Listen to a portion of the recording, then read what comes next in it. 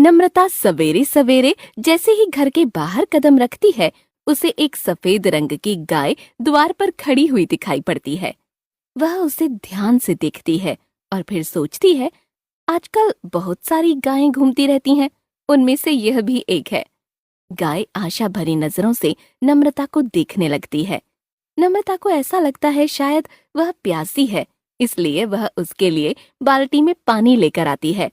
गाय पानी तो पीती है, लेकिन वहां से हटने का नाम नहीं लेती है। नम्रता के पति राकेश बाहर आ जाते हैं। क्या हुआ? क्या बात है? किस काम से बड़ी देर से बाहर खड़ी हो? यह गाय दरवाजे पर आ गई है। मैंने पानी पिलाया, फिर भी ये यहाँ से जाने का नाम ही नहीं ले रही है।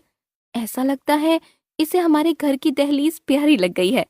यह कहीं अन्यत्र न जाकर हमारे यहाँ आकर खड़ी हो गई है। अरे ये भटकने वाली गाय है, अंदर आ जाओ, ये कुछ देर के बाद अपने आप चली जाएगी। नम्रता के मन में कई बातें चलने लगती हैं, लेकिन वह आगे बोलना उचित न समझकर घर के अंदर चली जाती है। कुछ देर बाद नम्रता का छोटा बेटा आलोक घर के बाहर निकल जाता है। नम्रता को बाहर शोर सुनाई पड़ता है। वह बाहर देखती है तो बहुत सारे जानवर दौड़ रहे होते हैं। उसे वह सफेद गाय वहीं खड़ी हुई दिखाई पड़ती है।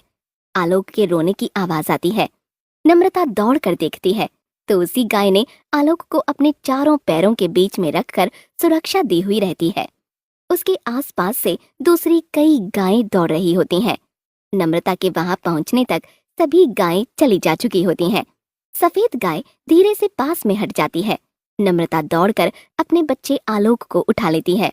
तब तक राकेश भी बाहर आ जाता है।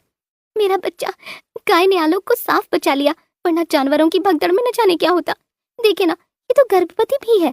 भगवान ने इसे हमारे पास भेज दिया है, हम इसे अपने साथ रखेंगे। नम्रता, तुम्हें तो पता है कि हमारे हालात अच्छे नहीं है, इसके चारे का इंतजाम कैसे होगा? मैं इसे घास छील कर खिलाऊंगी, आसपास के क्षेत्र में चरने के लिए भी छोड़ दूंगी। नम्रता की इच्छा के सामने राकेश भी तैयार हो जाता है। नम्रता उसके खाने का प्रबंध करती है। उसका नाम वह नंदनी रख देती है। नंदनी के कदम पड़ते ही उनके घर में खुशियां आने लगती हैं। राकेश को लॉटरी में 10 लाख रुपए का पहला इनाम मिल जाता है। वे सब खुशी के मारे झूमने लगते हैं।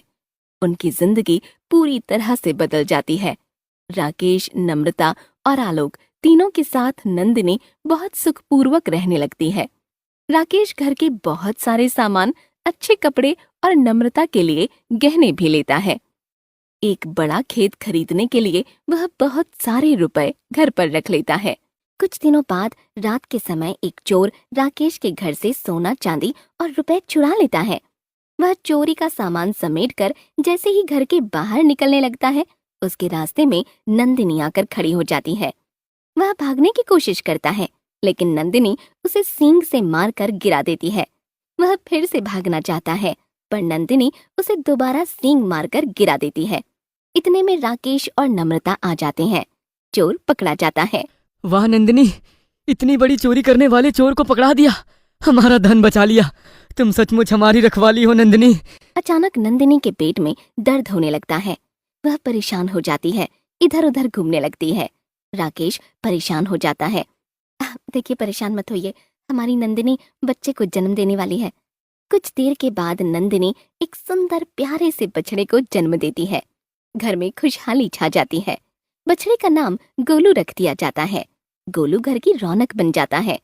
नंदिनी के दूध से राकेश के घर में ही पर्याप्त मात्रा में दूध, दही, घी होने लगता है। 1 वर्ष बीत जाता है। एक दिन राकेश नंदिनी को चराने के लिए पास के जंगल में लेकर जाता है। अचानक 2 भयानक भेड़िए राकेश के पास आकर गुर्राने लगते हैं। राकेश डर जाता है। वह अपने आप को बचाने के लिए चारों तरफ देखने लगता है। दूर चरते हुए नंदिनी राकेश को भेड़ियों से घिरा हुआ देख लेती है।